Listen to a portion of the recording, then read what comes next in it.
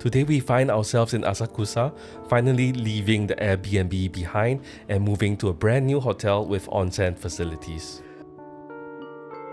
We got here in the morning before the check-in time and we are off to explore the different shopping streets. In case you're wondering why the shopping street looks so empty, it's because it's early in the morning and we are quite a far distance away from the temple. While many of the stores were closed, you can see that there is a good eclectic mix of different businesses. Earlier on, you saw a shooting gallery, a gashapon store, as well as different stationery stores, many of them selling souvenirs for tourists. Something you will notice when you are in the Asakusa area is that there are plenty of shops renting out yukatas as well as kimonos to tourists, and it seems like a pretty popular thing to do. But my family and I are clearly the kind who are far too self-conscious to be renting a costume and walking around in it for half a day. But hey, if it floats your boat, go ahead and rent a costume. Unfortunately, my vlog will be of no help to you telling you what to look out for. At this point, we are making a quick pit stop at a matcha store before we head to the main streets that are leading to the temple. My wife quite enjoyed visiting this particular stationery store. Emerging from the sheltered walkway of the shopping street, we were delighted to see that the gloomy morning had given way to a bright sunny day.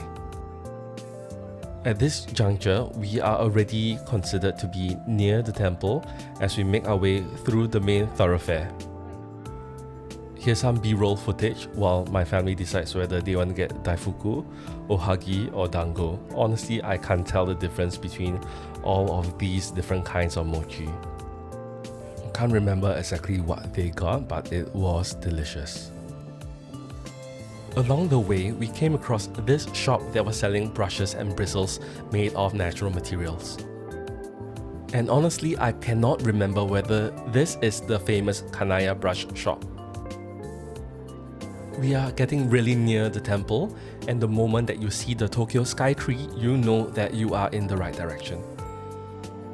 From this point onwards, the street is pedestrianized and no cars or vehicles are allowed to pass. And before long, you can see the Senso-ji temple in the distance. The centerpiece of the Thunder Gate is this giant, magnificent red lantern. Off to the side, you will also find Buddhist sculptures.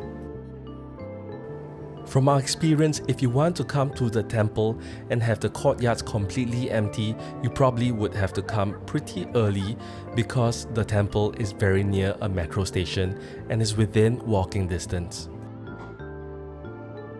Something else that might catch your eye would be this Ito-en pop-up store of sorts. They sold souvenirs as well as tea itself. I was quite tempted to get their plushie. The temple grounds were a little bit too chaotic and filled with people, so we did not stay for very long. You will find the usual things that can be found at Shinto or Buddhist temples here in Japan, with people drawing fortunes as well as buying talismans. At this point, we were pretty famished and we started looking for a lunch venue. And on Google Maps, we stumbled upon this unagi place that was supposed to be out of the way and a little bit quieter. We would highly recommend visiting this restaurant, which is less than 5 minutes walk away from the temple area. Its name is Wadahe and is tucked away on a quiet little street. They serve hitsumabushi style of unagi, which is grilled over charcoal and served over rice.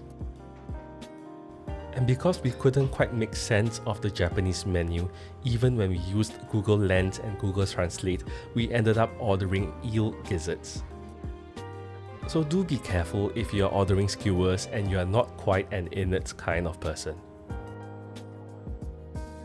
The unique thing about eating hitsumabushi is that you're encouraged to try it in 3 distinct ways. First, you can have it plain, then you can try it with the condiments, and lastly, you can pour the dashi broth over the food. Skewers aside, I would say that this is probably one of the best meals we had on this Tokyo vacation. The next part of the afternoon was dedicated to making our way over to Kappabashi Street. In case you're not familiar with the street, it is famous for having kitchen utensils, knives, as well as all kinds of cookware. What you're currently seeing is us cutting through one of the many shopping streets, but we're not there yet. When you search on Google, you will also see that Kappabashi is also known as Kitchen Supply Town. One of the first sights to greet us was this ceramics store. The store was teeming with visitors and there were 2 whole stories full of ceramics. If you're wondering what is a kappa, it is that green character on the side of the building, and you're going to see more of it when you visit the shops. Kappas are water spirits from Japanese folklore. Here it is depicted like a turtle-like creature with a tonsure of sorts and a yellow beak. The shops sell cookware and kitchenware at different price points, so there should be something for you when you do come to visit. Knife shops are also a pretty common sight, and I was sorely tempted myself to buy one to bring back to Singapore. At the end of the day, I dissuaded myself as I realized I had not done enough research on the grade of steel, how sharp it has to be, the kinds of handles, and I left empty-handed. I felt that the most interesting shop on the street was this Sampuru shop. Sampuru is a loan word that is borrowed from the English language, and it comes from the word sample. Behind the glass are the more intricate looking samples, which I think are meant to be sold to restaurateurs. On the other hand, more tourist-friendly kind of merch like fridge magnets as well as keychains are hung on racks outside. For once, my wife and I bought something and we left with a tamago nigiri fridge magnet.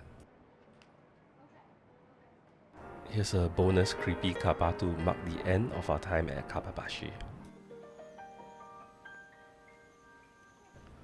Would I recommend visiting Kappabashi, especially if you are here in Asakusa? That would be a resounding yes. If you cook in any way, shape or form and you have adult money to splash, why don't you come to Kappabashi and buy yourself a nice santoku knife? And we are here at the Onsen Hotel. This is the Onyado Nono Asakusa. There is no shortage of YouTube videos recommending this particular hotel, and happens to be the way that my wife and I found out about this place. It is not an exaggeration to say that I fell in love with this particular hotel. From the wood accents in the rooms to the kimono motifs on the wall, as well as the types of fabric that they use and the tatami flooring, it was such a vibe.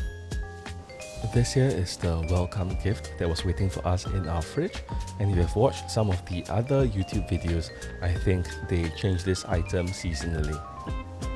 The hotel is also known for its breakfast buffet, which you will see in the next video.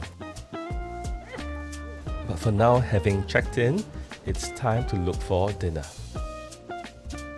We ended up at this sushi and tempura place, which was just right around the corner, and we were probably one of the only guests that were there for dinner service that night.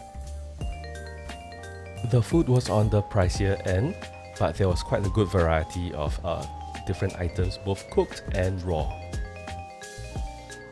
We got a variety of both kinds as our family was with us, and they were not used to eating raw items, which was polished off by my wife and I. Overall, the food was decent and we were probably attracted by its 4.4 stars on Google reviews, but that's from just over about 100 people and most of them were tourists. Which is to say that it's not the kind of place that locals will frequent. After all, we are in the heart of the touristy area. That's it for today's video, where we moved to Asakusa because of our hotel. We checked out the Senso-ji temple and also Kappabashi Street. Having been here for just one day, we enjoy Asakusa a lot. There are plenty of tourist attractions around, and it is lively without being chaotic as compared to somewhere like Shinsaibashi. That's all, and we will see you in the next vlog.